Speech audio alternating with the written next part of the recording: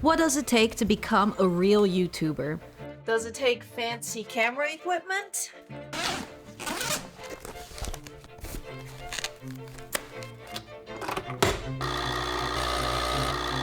Does it mean sleepless nights, wondering if you're actually gonna get better or you're just going to continue to suck? 100 bad videos? This is my number 89.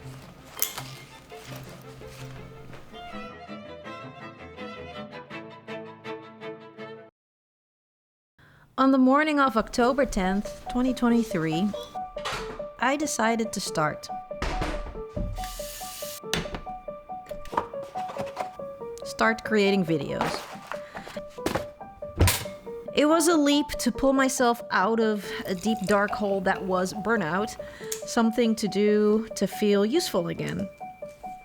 Because I wanted to document my thoughts and experiences during a time when everything basically has fallen apart and I started rebuilding my life, my identity, from scratch.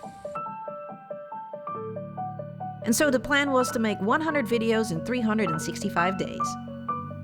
365 days have passed since I started working on the first one. I haven't reached 100 yet, and regardless of the varying levels of success, I'm proud of myself for not giving up. Starting wasn't really the problem. By November 1st, I launched the channel with 3 videos. Sticking with it, that's the sticky thing. I haven't been able to get to the 100 videos, and I've had some successes, but mostly duds.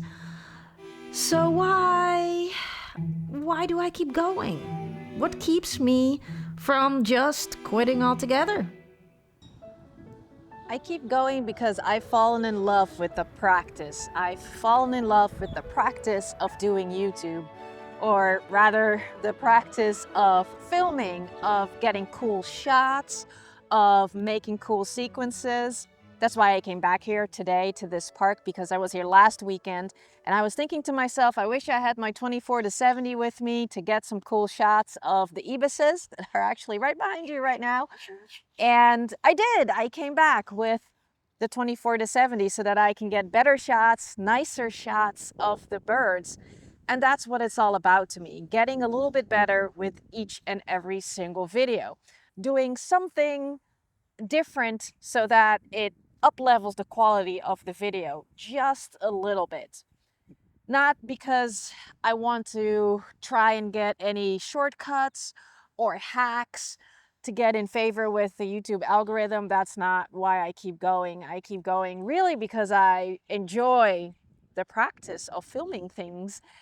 And for anything, really, anything that you want to do, anything that you want to do well, you are going to have to commit to it. You're going to have to do it over a longer period of time, not just a few days or a few weeks, a few years, in order to become better, right? You just have to practice, practice, and practice some more.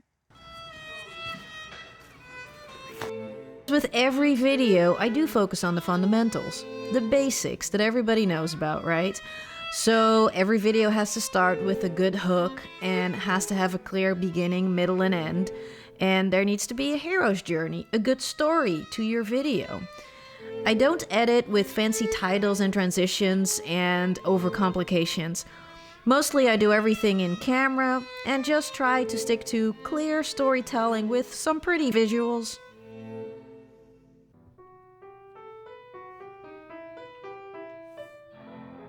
When a video performs poorly, I really try hard not to dwell. I believe that the OG YouTube vlogger Casey Neistat said that after he hits publish, he forgets about that video and just moves on. This was in the time that he was doing his daily vlogging.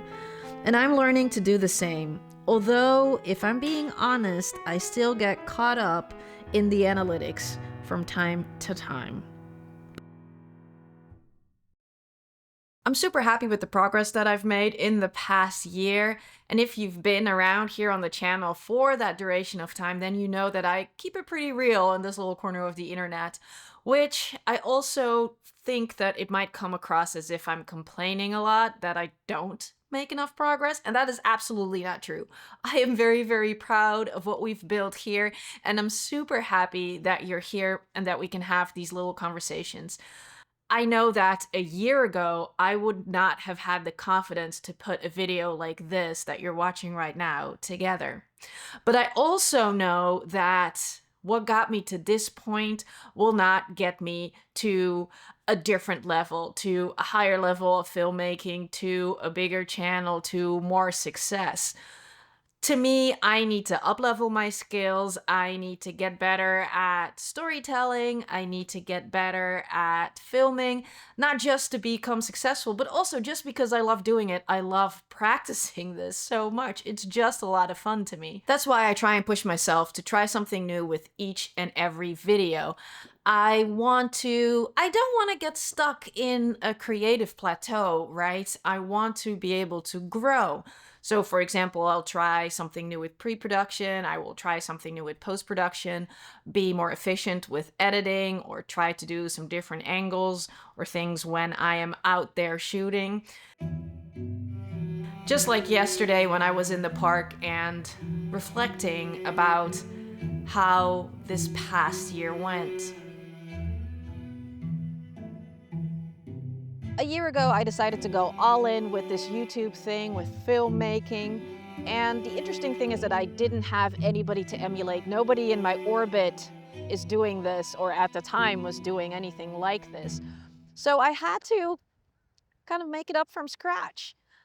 It's one of those things that when you're practicing, you have to embody what you want to practice, right? So when I was picking up the camera, when I pick up the camera now, I feel like a filmmaker. I know I am a filmmaker. I practice as a filmmaker, even though some people think that if you're a YouTuber, you're not a real filmmaker. I believe I am.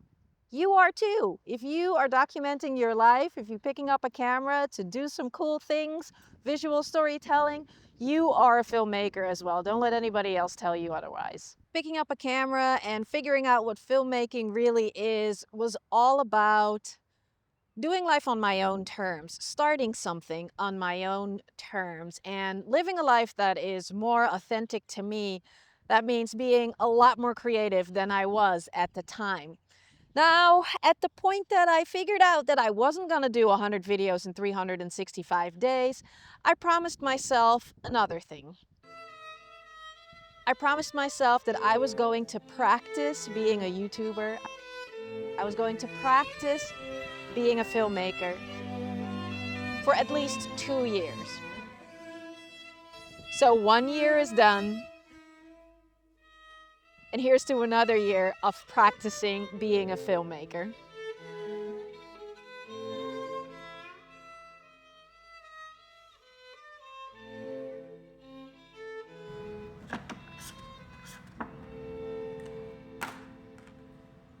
Thank you so much for watching and listening to my ponderations. If you made it to this point in the video, then you are definitely my people, because it's only 20% that make it to this point. So you are amazing. Thank you.